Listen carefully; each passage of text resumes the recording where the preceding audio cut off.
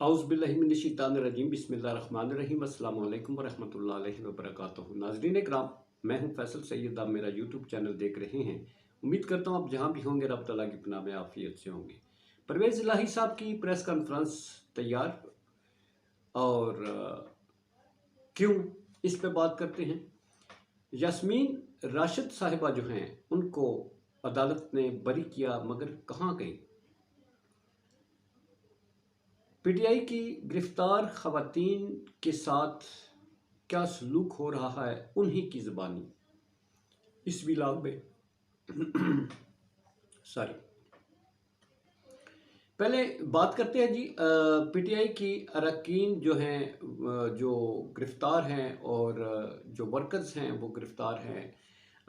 उसमें आज उन्होंने अदालत में पेशी से पहले जब वो गाड़ी से उतर रही थी तो वो फट पड़ी।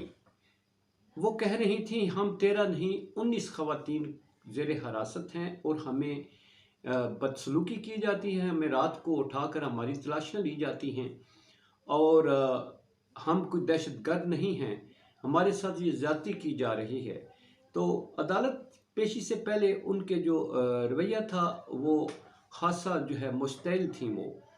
और हमारी इस्लामी इक़दार जो हैं इसका अहाता बड़ी खूबसूरती से करती हैं कि ख़वातीन के साथ, दुश्मन ख़वातीन के साथ भी कैसा सलूक किया जाना चाहिए। हमारी तो अपनी ये माएँ बहनें हैं अपने मुल्क में, हम क्या ताना देंगे कि कश्मीर में क्या मज़ालम हो रहे हैं।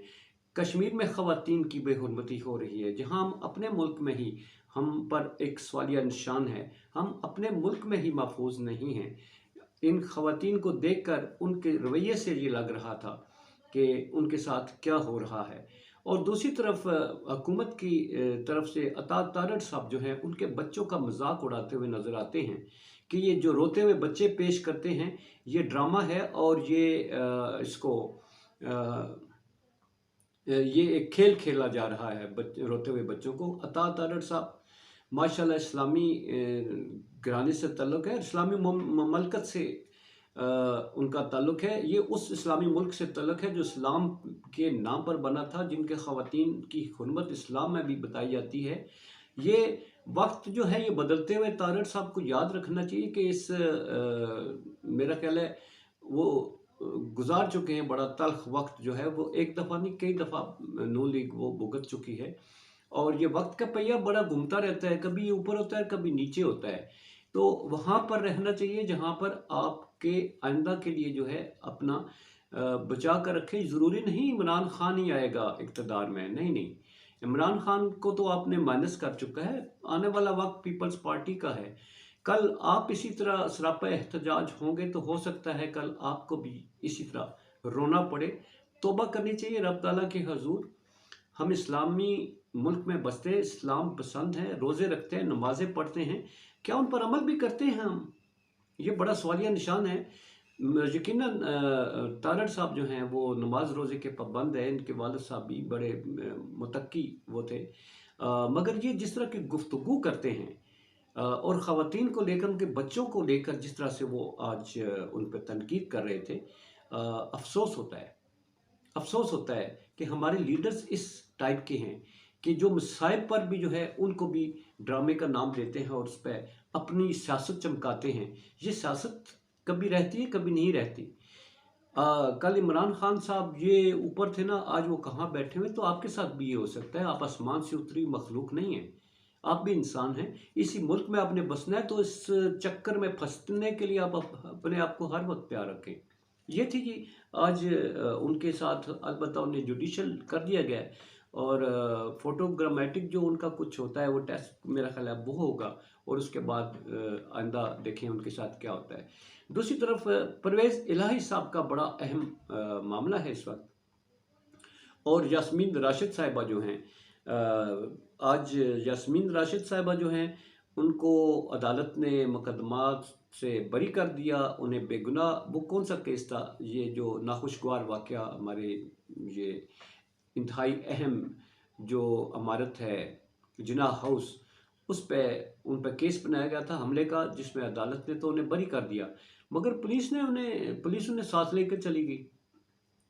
बरियत के बाद पुलिस का साथ ले जाना, कोई पता नहीं चला कि अब उन पर कोई और केस डाल दिया जाए। 72 साल खातून है वो, कतई नज़र इसके कि उनकी पार्टी का ताल्लुक किससे है किससे नहीं है, मगर उनका ताल्लुक पाकिस्तान से है, और पाकिस्तान जो है एक इस्लामी ममलकत है।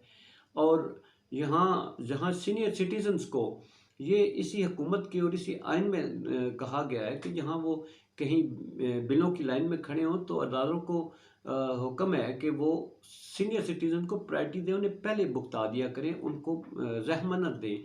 इसी अपनी यहाँ पर हर जो कानून है उसकी पामाली, हर हुक्म की पामाली ये हुकूमत खुद ही करते हुए नज़र आती है। सीनियर सिटीजन को जलील और रसवा किया जाता है जेलों में रख कर। ये बहरहाल मैंने कहा ना, वक्त बदलते हुए देर नहीं लगती, कभी कोई होता है और कभी कोई होता है।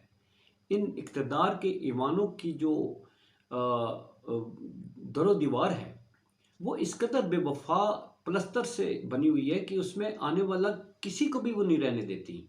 जैसे ये खुद जो है बेवफा होते हैं, किसी के साथ वफा नहीं करते, इसी तरह ईवान जो हैं उनकी दरो दीवार भी जो है वो किसी से वफा नहीं करती, वो किसी को बर्दाश्त नहीं करती। कुछ अरसे के बाद चेहरे बदले हुए होते हैं। यहाँ कभी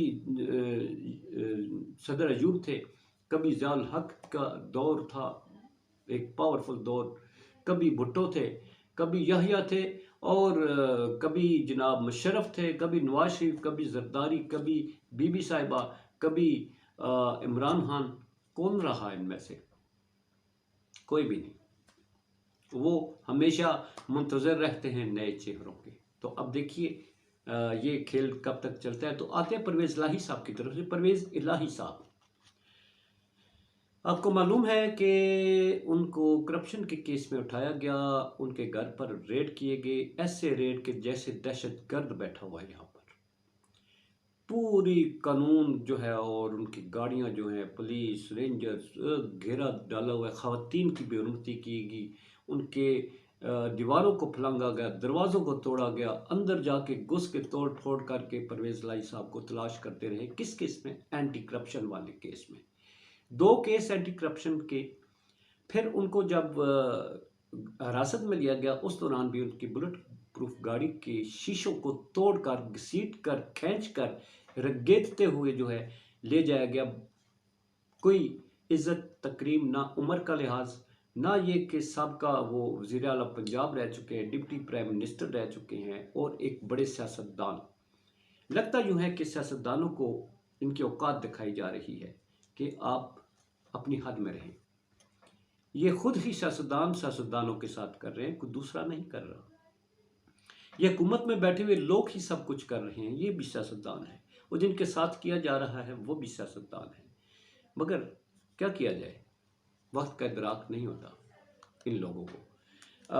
परवेज़ इलाही साहब को जिन 2 मुकदमात में गिरफ्तार किया गया, अदालत ने उन्हें बेगुनाह करार देते हुए बरी कर दिया। मगर यहाँ तो इंतकाम की आग है, यहाँ तो ना करप्शन है ना कुछ। अगर करप्शन कोई देखा जाए तो उस्मान बुज़दार प्रेस कॉन्फ्रेंस करके बरी क्यों हो जाता? या जितनी प्रेस कॉन्फ्रेंसेस करें, एक दूध के दुले हुए तो नहीं है। एक प्रेस कॉन्फ्रेंस करें, आपके सारे गुनाह माफ़, आपके मुकदमात माफ़। एनआरओ एक ऐसा वसी तर एनआरओ मिल जाएगा कि आप जिसका तसव्वुर भी नहीं कर सकते। तो परवेज़ इलाही साहब को करप्शन नहीं, वो प्रेस कॉन्फ्रेंस कराना मकसूद है, जो सब करते हैं।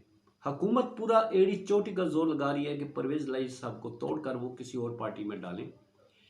इसमें जनाब शहबाज शरीफ साहब जो हैं और जुमला अरकान जो हैं वो भरपूर जोर लगा रहे हैं कि वो कोई कॉन्फ्रेंस कर डालें। मगर परवेज़ इलाही साहब को दिलचस्प बात यह है, 2 मुकदमात में बरी हुए। कहा ना कि मुकदमा मसला नहीं है, मसला है कॉन्फ्रेंस। तो उन्हें तीसरे एंटी करप्शन के केस में लाहौर जो है पुलिस है, उन्होंने गिरफ्तार कर लिया। अब वहाँ से निकलेंगे तो एक और कानून है जिसके साथ सबको उठा लिया जाए, तो फिर उसमें उठा लिए जाएंगे। तो ये ना रुकने वाला सिलसिला है उस वक्त तक जब तक वो कॉन्फ्रेंस नहीं करते। तो ये सिलसिला है जी। इस वक्त वफादारियाँ बदलवाने के लिए बहुत कुछ किया जा रहा है इस मुल्क में, मगर इस मुल्क में क्या होने वाला है, इस बजट के बाद क्या होगा? बड़ा लाइटली ले रही है गवर्नमेंट, बड़े सब्ज़ बाग दिखाए जा रहे हैं। आने वाला वक्त बड़ा ही गैर यकीनी है। अपना बहुत सारा ख्याल रखिए। पाकिस्तान जिंदाबाद, पाक अफवाज पहला बात।